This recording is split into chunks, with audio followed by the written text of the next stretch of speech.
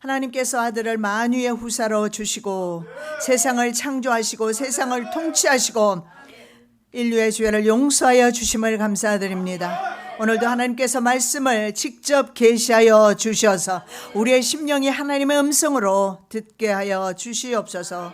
거룩하신 예수 그리스도 이름으로 기도드립니다. 아멘. 오늘 제목의 말씀은 복음의 절대성을 포기하는 것은 배교행위이다 라는 제목의 말씀으로 우리가 한번 은혜 받는 시간 되면 좋겠습니다. 히브리서 기자는요, 지금 어떤 말씀을 하는가? 비교하거나 상대할 만한 것이 전혀 없는 성질의 절대성에 대해서 그 절대성을 상대화하려는 다원주의적인 신앙의 위험을 경고하고 있습니다. 그래서 앞으로 히브리서 말씀이 이 마지막 때를 살아가는 바로 하나님의 그 절대성을 다원주의적으로 상대화시키는 이 시대에 너무나 적합한 말씀인 것 같아서 몇 주간을 계속해서 좀 한번 살펴보기를 원합니다. 자, 절대자 여호와를 다른 것과 상대화시키는 그것을 절대성의 상대화라고 합니다. 상대주의의 보편화입니다. 야훼 하나님을 다른 신들과 다른 물질과 동일하게 또한 신앙화하는 것, 이런 것은 바로 기독교 정체성을 무너지게 하는 것입니다. 우리 하나님은 바로 절대적인 여호와 하나님 한 분뿐이심을 우리는 고백해야 합니다. 우리의 믿음을 고백해야 합니다. 그래서 성경에는 오직 한 분이란 뜻으로 여호와라는 말을 사용합니다. only one입니다.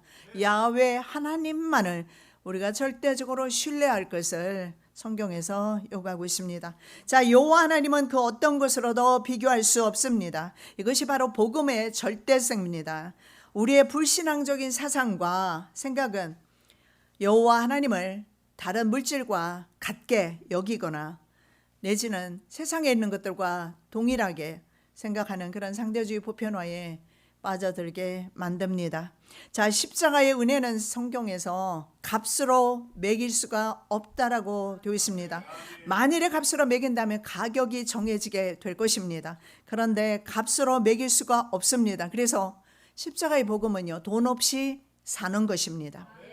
너희 목마른 자들아 물로 나오라. 돈 없는 자도 오라. 너희는 와서 사 먹되 돈 없이 값없이 와서 포도주와 젖을 사라. 영어 성경에 보니까 have no money, 돈이 없는 자, come, 와서 buy and eat, 사고 먹으라, 이렇게 말씀합니다. 우리가 천국 백성 된 것은 값없는 하나님의 거저 주시는 은혜입니다. 그래서 하나님의 이 절대적인 사랑, 절대적인 하나님을 세상과 겸하여 섬길 수는 없는 것입니다. 그리고 또 이렇게 말합니다. Come buy wine and milk.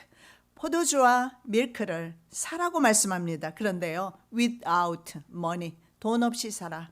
without cost, 가격 없이 사라. 여러분, 십자가의 은혜는, 주님의 십자가는 가격을 매길 수가 없습니다. 가격을 매길 수 없는 그 사랑을 우리는 받았습니다. 그래서 우리의 신앙인 하나님의 야훼 하나님에 대한 신앙은 다른 것과 상대화시키거나 비교하거나 아니면 우리가 동일하게 생각하거나 아니면 취급할 수 없다라는 것입니다. 자, 히브리서 수신자들의 문제가 무엇이냐 하면요, 신앙의 연륜이 길어지기 시작합니다. 신앙의 경력은 쌓아집니다. 문제는 복음의 진수를 경험하지 못해요. 즉 절대자 여호와 하나님을 경험하지 못하는 것입니다. 그래서 영적 어린아이와 같은 신앙을 가지고 있음을 볼 수가 있습니다. 그리고 이 바로 히브리서 수신자들은요, 과거의 유대교 신앙으로 회귀하려 합니다. 복음의 절대성을 포기합니다. 유대교와 다원주의, 바로 가치관을 수용하게 됩니다. 여러분, 이 지구상의 그 어떤 것도 하나님을 상대화시키거나 하나님을 비교할 수 있는 것, 가치 있는 것은 지구상에 하나도 없습니다. 오늘날 다른 종교에도 구원이 있다. 이것이 바로 종교 다원주의입니다. 그리고 세계교회 연합 혹은 일치를 추구하는 것이 바로 에큐메니칼 운동인데 이와 같은 그런 사상인 것을 볼 수가 있습니다. 무슨 말입니까? 성도가 세상과 함께 겸하여 하나님을 섬기기를 원하는 것입니다. 현실에 안주하는 라오디게아 교회의 모습입니다.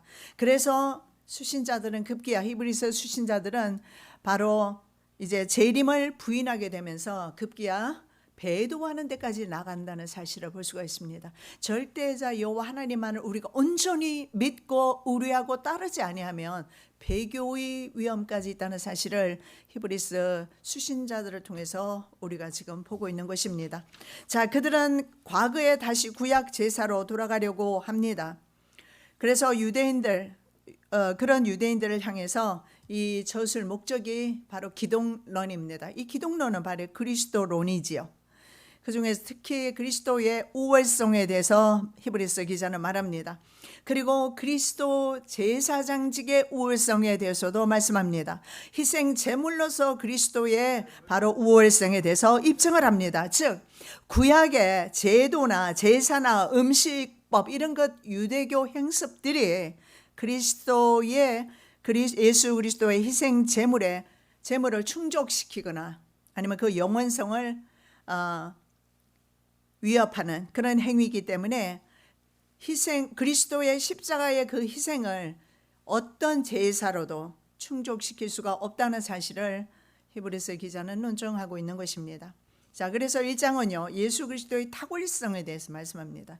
제가 지금 계속 말씀드리는 것은 예수 그리스도는 그 어떤 세상 것과 비교의 대상이 아니다.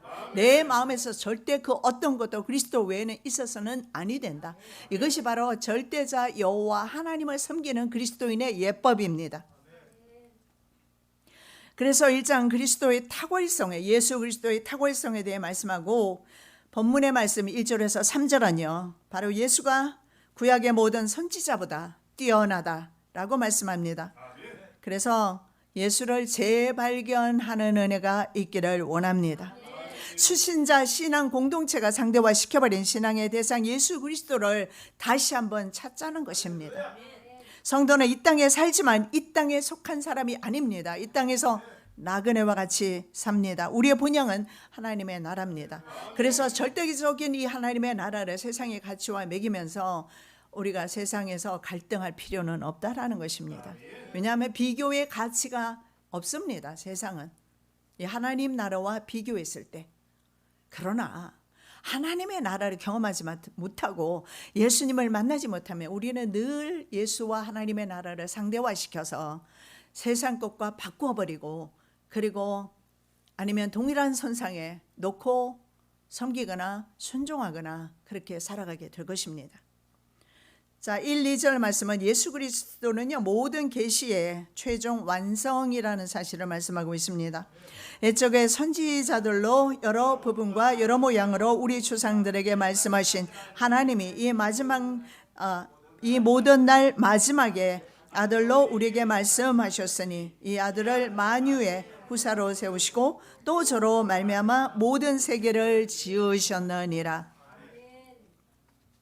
자, 모든 계시가 마지막 날에 최종적으로 성취되는데 이 마지막 날에 성취되는 것은 구약에 있는 모든 계시되었던 것들이 최종적으로 완성되거나 궁극적으로 성취되는 것을 말하기도 합니다. 그러나 동시에 바로 메시아의 재림을 통해서 구약 성서의 예언들이 다 성취되는 때인 것을 볼 수가 있습니다. 그래서 두 가지가 다 이 종말 성도에게 주시는 말씀인 것을 볼 수가 있습니다.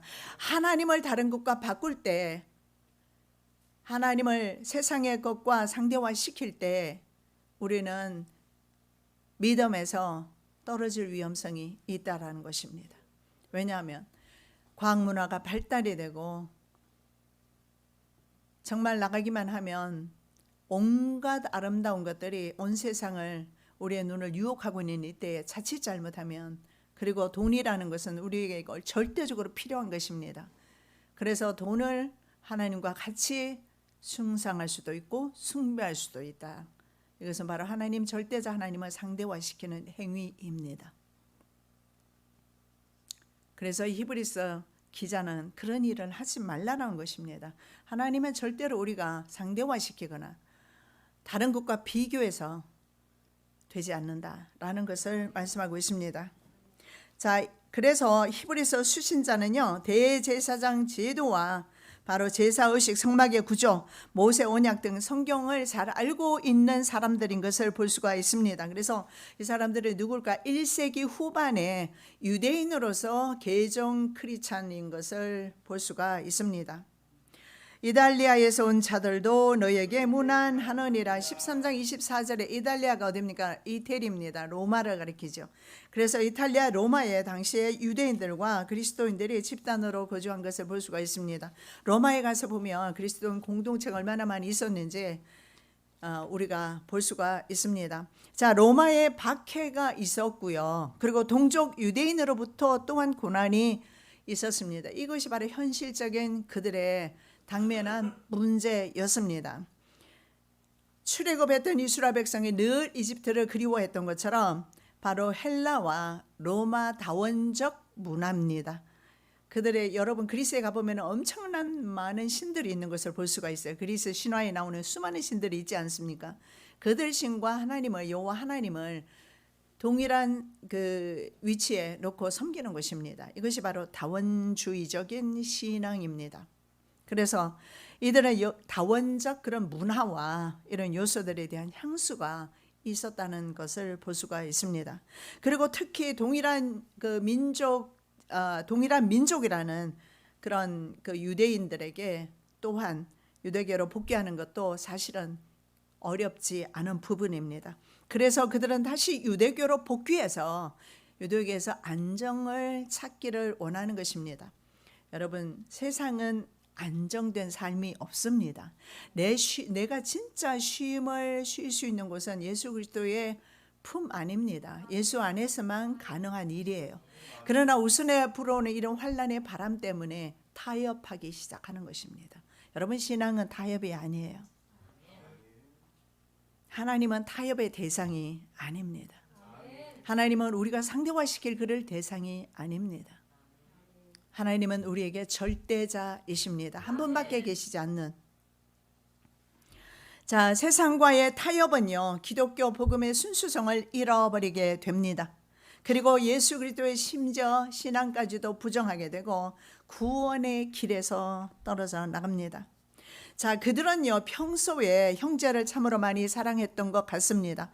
섬김을 실천했던 사람들이었습니다. 심지어 클라우디우스 황제 시대 때 유대인들 추방령이 내려졌습니다. 로마 황제. 그럴 때 심각한 그거 모든 재산을 두고 도망쳐야 했기 때문에 심각한 재정적인 손실을 입었습니다. 그런데도요, 이들은 잘 이겨냈습니다. 그런데 무엇이 이들을 바로 이 복음에서 이탈하게 만들었고 그리고 그리스도에게서 떨어지게 만들었는가? 그보다도 더 극심한 자신들의 생명을 위협하는 환난 때문에 그렇습니다. 이 종말 시대에 사는 저와 여러분들에게도 동일한 시험이 오지 않을까 생각합니다. 바로 로마 권력과 유대교와 타협하는 현실 타협주의적인 태도, 이거 대부분의 그리스도인의 모습에서 나타나고 있습니다. 현실의 삶 속에서 복음을 값싼 복음으로 바꿔버리는 경우가 많이 있습니다. 그것은 언제나 우리에게 돈입니다. 돈이라는 것은 언제나 그리스도를 우리가 편하게 버릴 수 있는 것으로 만들어 버립니다. 배금주의 사상입니다. 자, 그들의 믿음의 인내와 결국은 헌신의 한계를 보이고 있는 것입니다. 여러분, 부디 저와 여러분은 달리기를 천국 가는 그 날까지 잘 달리시기를 부탁드립니다. 타협하면 죽습니다. 기독교 신앙을 부정하는 배교라는 긴급한 상황에서 그들을 돌이키기 위해서 오늘 바로 이 말씀을 기록한 것을 볼 수가 있습니다. 자, 하나님께서 두 번째 보면 만물의 최종 완성자로 아들을 세워주셨어요. 아들은요, 옛적의 구약 선지자를 통해서 여러 부분과 여러 모양으로 계시하셨던 하나님의 아들이십니다. 이 아들은요, 선포되었던 모든 계시의 완성자이십니다. 우리는 이미 오신 예수 그리스도를 믿고 있습니다. 자, 구약의 선지자들은요, 바로 계시의 도구였습니다. 계시 자체가 아닙니다. 그러나 예수 그리스도는 계시의 주체입니다. 선지자들은 하나님의 감동으로 계시를 받아서 성도에게 전달한 전달자였습니다. 예언은 언제든지 사람의 뜻으로 낸 것이 아니요 오직 성령의 감동하심을 입은 사람들이 하나님께 받아 말한 것임이니라. 자, 하나님께서는요, 이 아들을 만유의 후사로 세우셨다. 여러분, 이 간단한 말 한마디 같지만요, 단어 하나 같지만요, 만유의 후사라는 이 단어 중에서 우리 인생에 소망이 있습니다. 인류의 소망이 있습니다. 만유의 후사 되신 예수 그리스도, 만유의 상속자이신 예수 그리스도는 세상을 창조하셨고 세상을 지금도 통치하고 계시고 그리고 더 나아가서 인류의 죄를 용서하시는 분이시기 때문에 그렇습니다. 그래서 통치하시는 분도 바로 예수 그리스도. 그래서 그 예수 그리스도를 보편화시키거나 상대화시키는 것은 우리는 믿음에서 이탈하는 것입니다. 바로 예수 그리스도는 영원 전부터 영원까지 천상천하 유아 독존, 어떻게 제가 하나님의 그 절대성을 말로 표현해서 여러분에게 지금 설명하겠습니까? 짧은 시간에 하나님과 예수님과 예수님에 대한 믿음과 세상을 바꾸지 말라는 것입니다. 비교하지도 말라는 것입니다. 생각조차 하지 말라는 것입니다. 하나님은 그럴 분이 아니시라는 거예요. 우리가 만나지 못하고 경험하지 못했기 때문에 우리가 쉽게 믿음을 포기하고 세상을 쫓아가는 경우가 있어서 그렇지, 하나님은 그런 분이 아니다라는 것을 지금 말씀하고 있는 것입니다. 내가 영을 전하노라. 여호와께서 내게 이르시되 너는 내 아들이라. 오늘날 내가 너를 낳았도다. 내게 구하라. 내가 열방을 유업으로 주리니 내 소유가 땅끝까지 이루리로다. 온 세계를 소유하시는 분이 바로 예수 그리스도 아들이신 예수 그리스도이심을 볼 수가 있습니다. 그래서 온 세계 소유하신 예수 그리스도를 우리가 믿는 믿음 속에서 살아야 될 줄로 믿습니다. 자, 두 번째로 이 아들은 하나님 바로 자신이시다라는 사실을 말씀하고 있습니다. 3절. 이는 하나님의 영광의 광채이시여 그 본체의 형상이시라.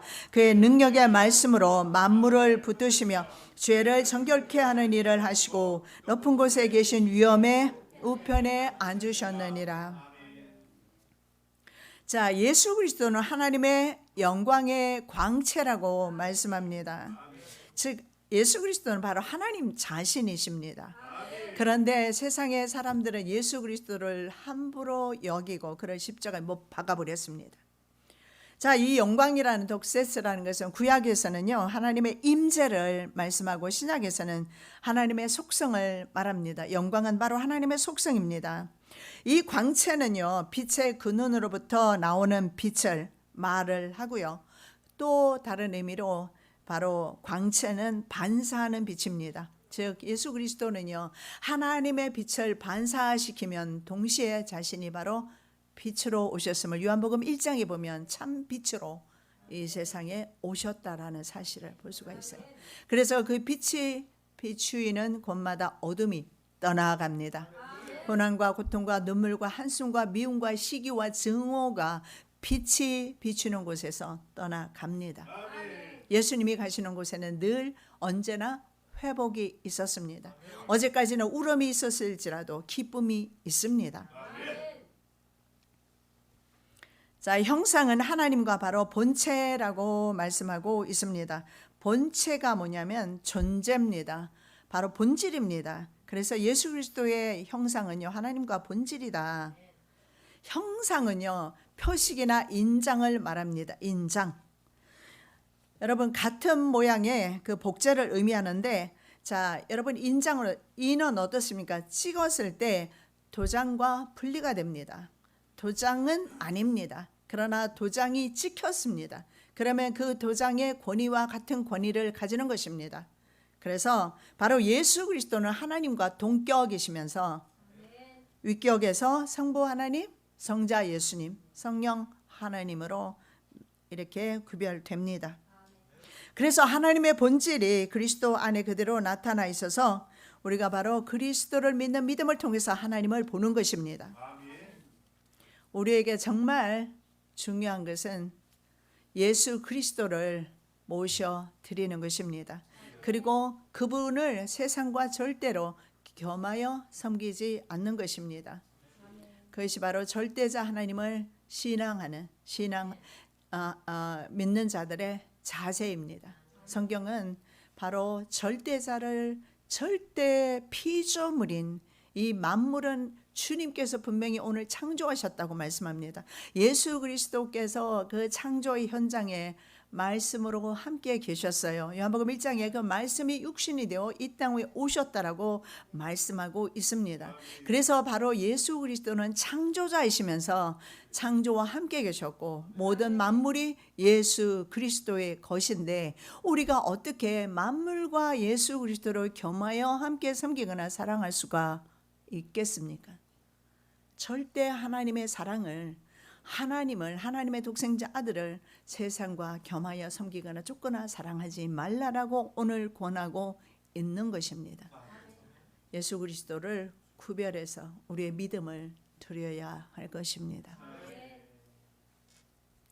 왜냐하면 예수 그리스도가 바로 창조자이시기 때문에 그렇습니다.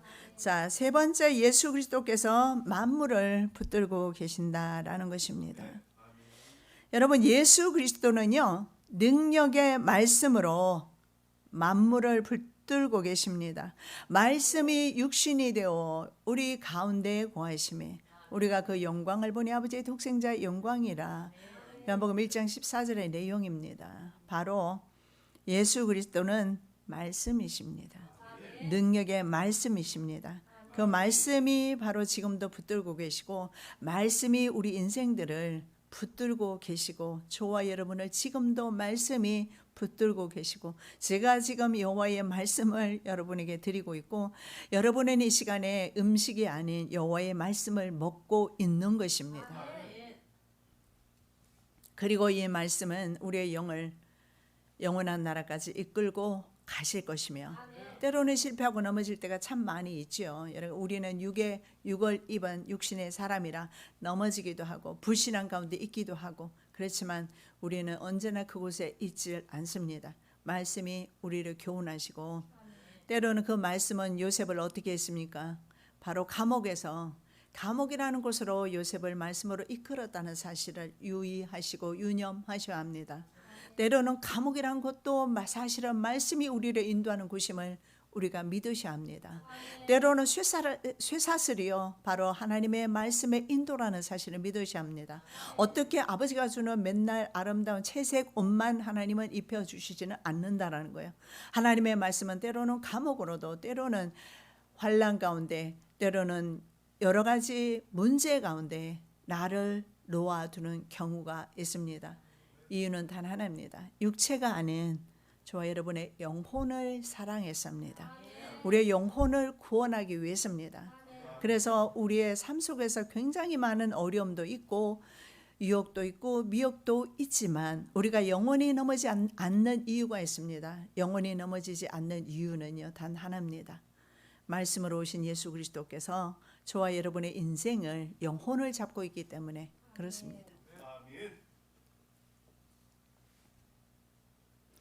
자, 예수 그리스도는 바로 그 말씀 자체입니다.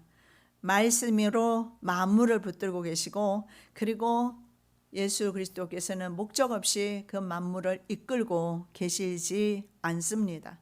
만물은 모든 피조물을 가리킵니다. 다시 말씀드리면 그리스도의 통치 영역 밖에 있는 것은 아무것도 없다라고 보시면 됩니다.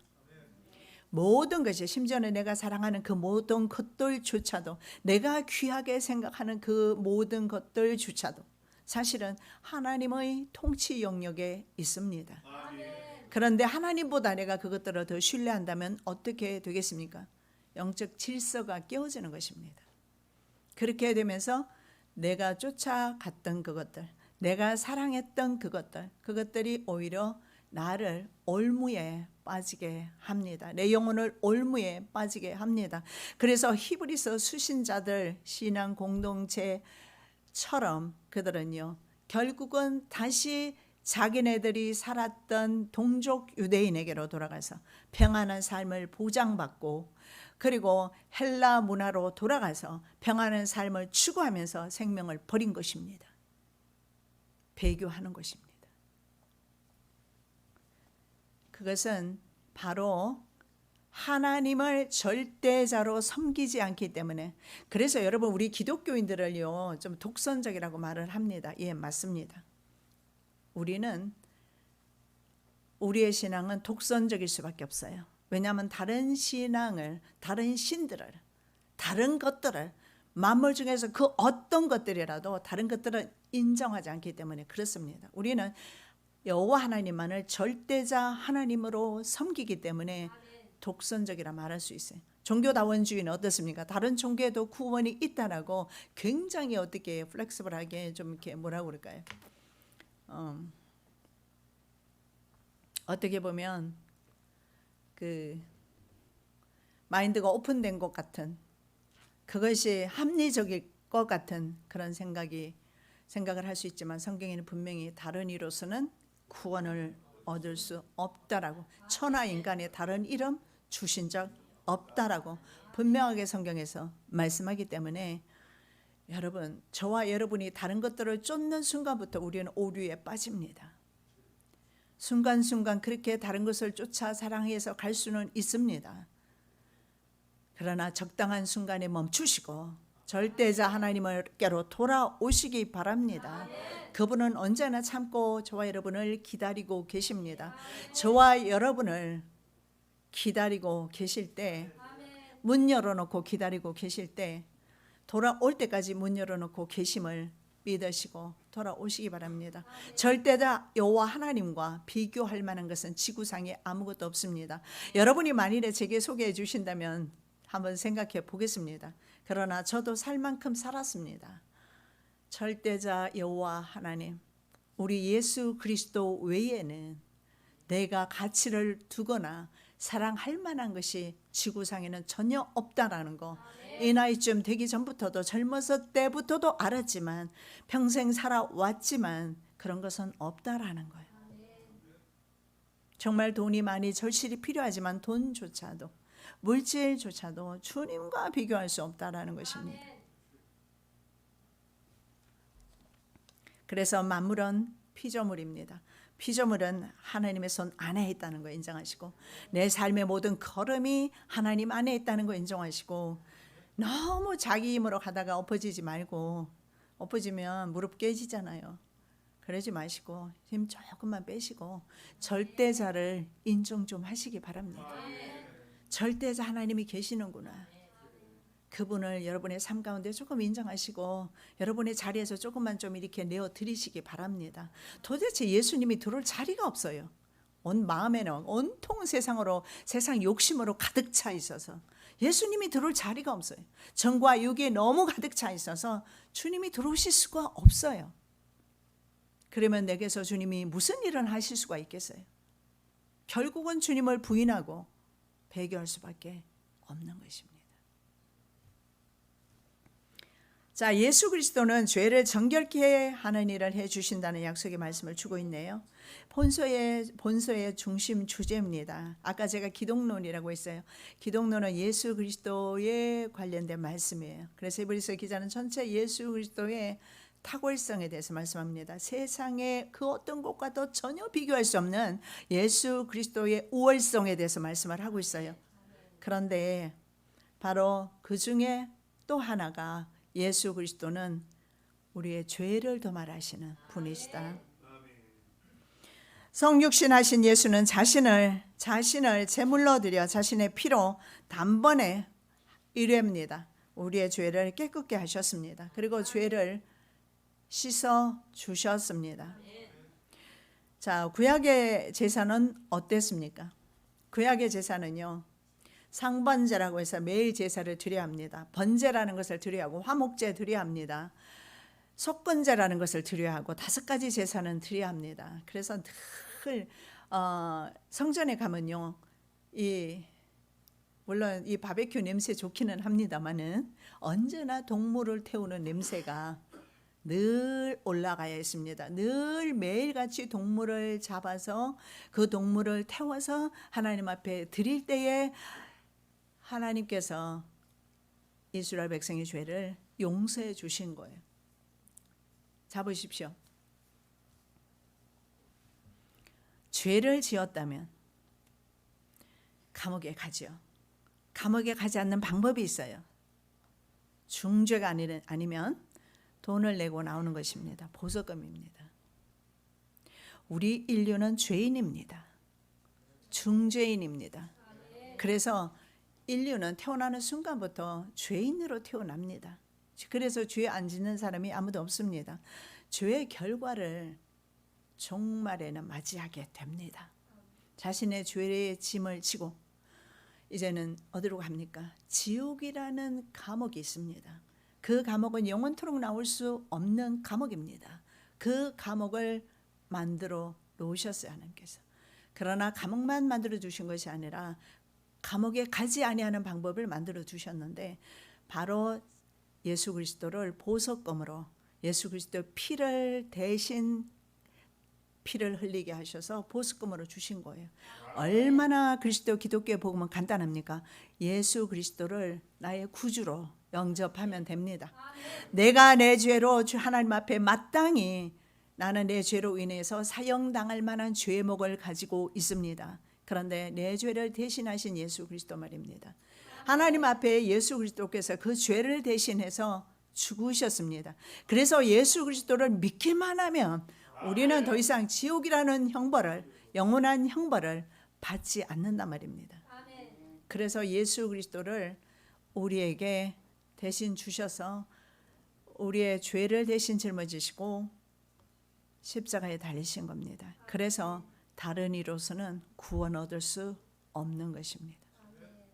그래서 구약의 제사를 보십시오.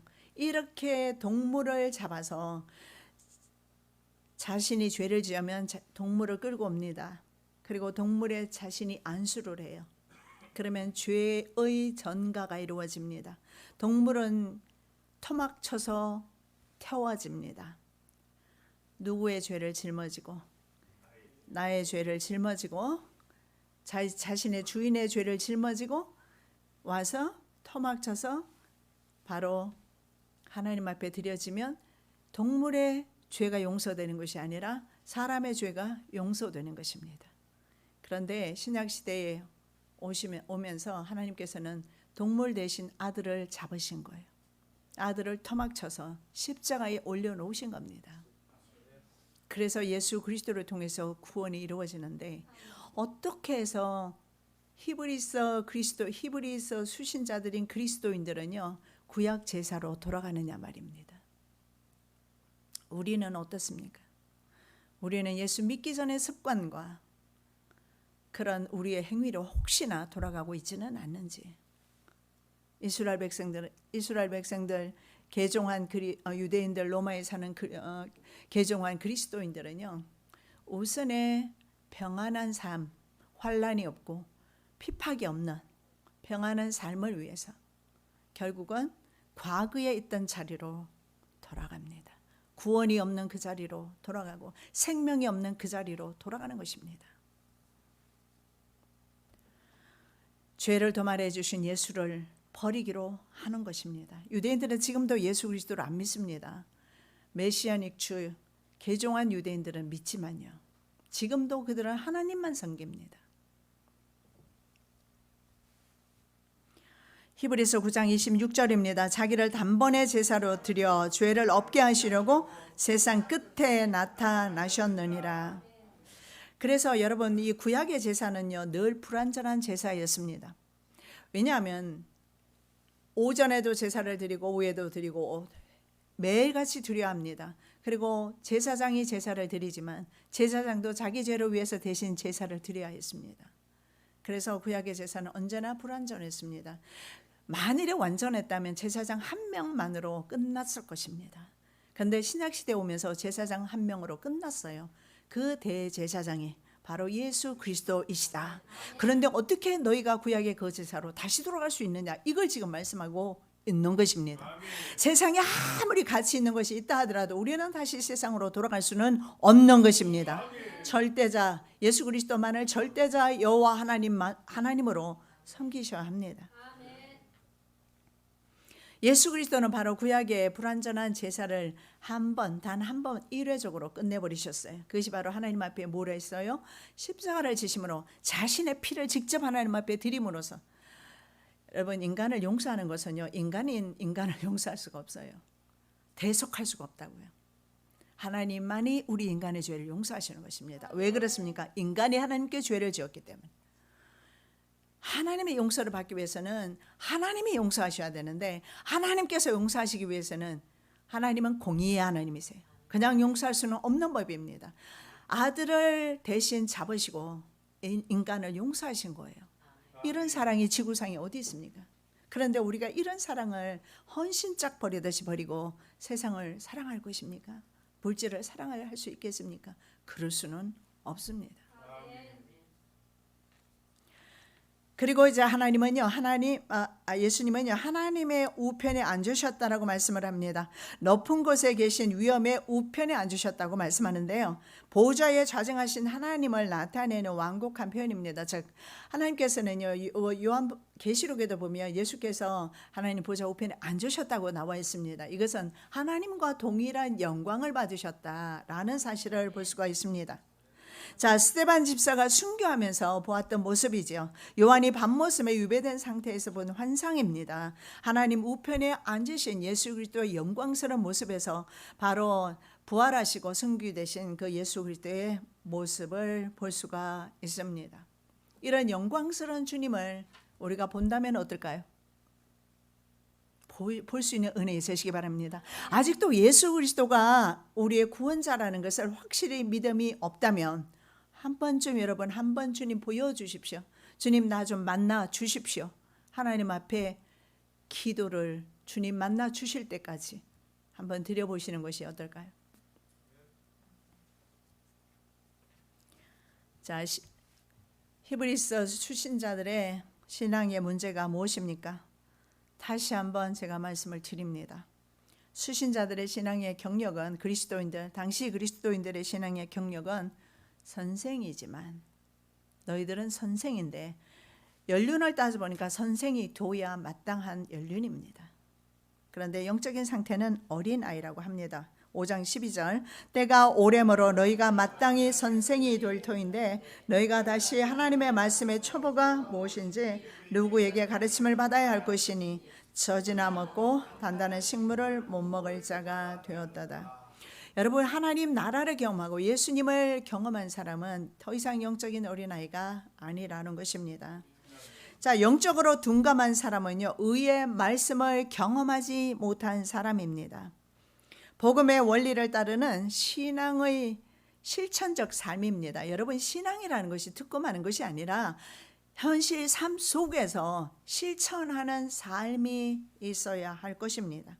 그런데 신앙을 실천하는 데 있어서 초보 단계를 넘어가지를 못해요. 고린도 교회가 늘 그랬습니다. 늘 분쟁이 있었고 우상 숭배가 있었고 간음이 있었고, 고린도 교회가 그렇게 해서 책망을 많이 받았죠.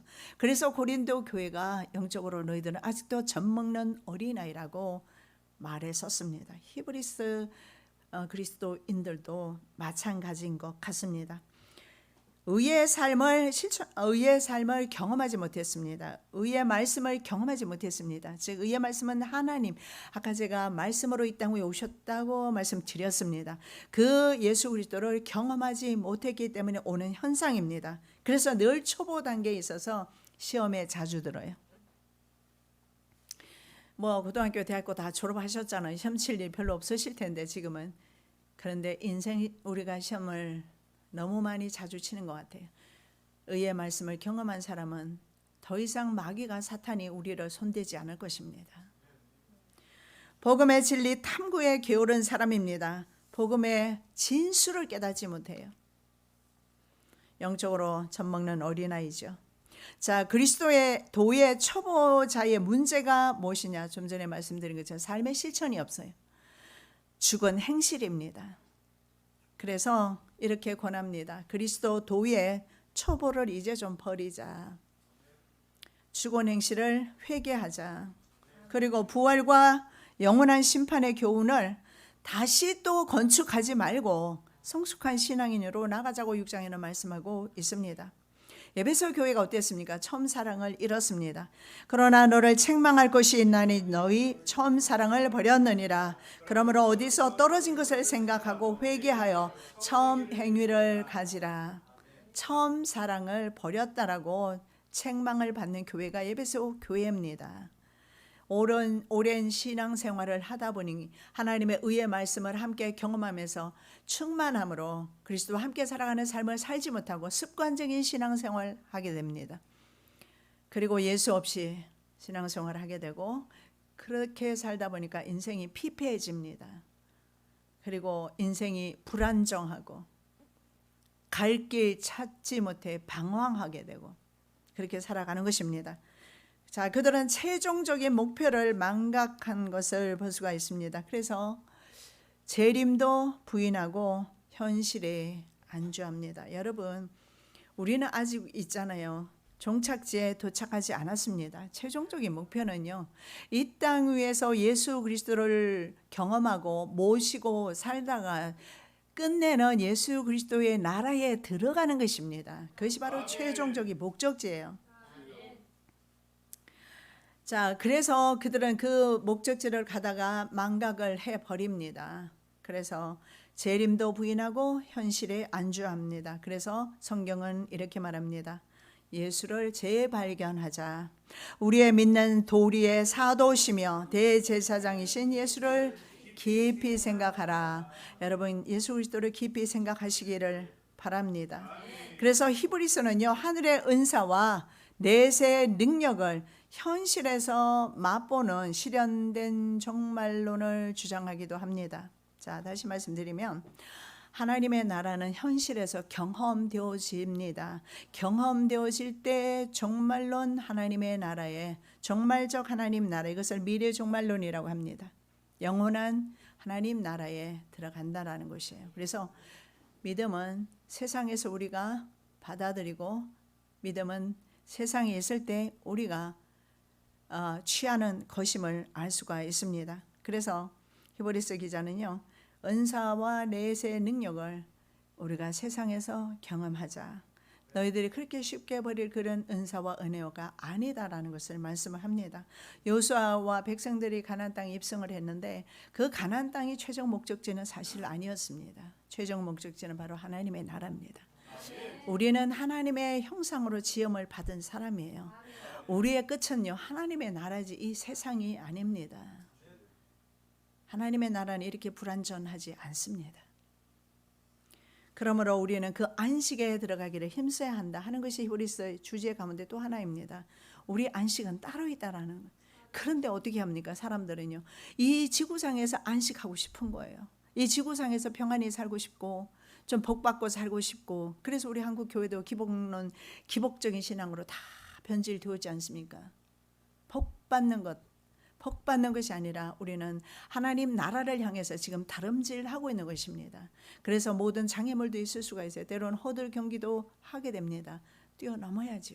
왜냐하면 최종 목적지는 세상이 아니기 때문에 그렇습니다. 세상에서 하나님의 선한 말씀과 내세의 능력을 세상에서 맛보셔야 합니다. 우리는 미래가 아니고요, 바로 지금입니다. Right now. 지금 하나님의 나라를, 하나님을 지금 경험하셔야 합니다. 오늘 이 시간에 말씀 가운데, 찬양 가운데 지금 이 시간에 예수님을 경험하셔야 합니다. 하나님 나라를 경험하셔야 합니다. 그래야 하나님 나라에 들어갑니다. 그래야 영원한 안식에 우리가 들어갑니다. 살아서 역사하시는 주님, 감사와 찬양과 영광을 주님께 돌려드립니다. 주님께서 우리를 구원하시고 세상에서 살면서 우리가 마지막에 안식하게 될 그 안식을 세상에서도 경험할 수 있도록 해주셔서 감사합니다. 천국을 경험하게 도와주시옵시고 예수님을 경험하게 도와주시어서 더 이상 우리의 삶이 너무 피곤치 아니하도록 은혜 베풀어 주시옵시며 정말 천국을 바라보면서 열심히 다름질을 잘 할 수 있는 은혜를 도하여 주시옵소서. 거룩하신 예수 그리스도의 이름으로 기도드립니다. 아멘.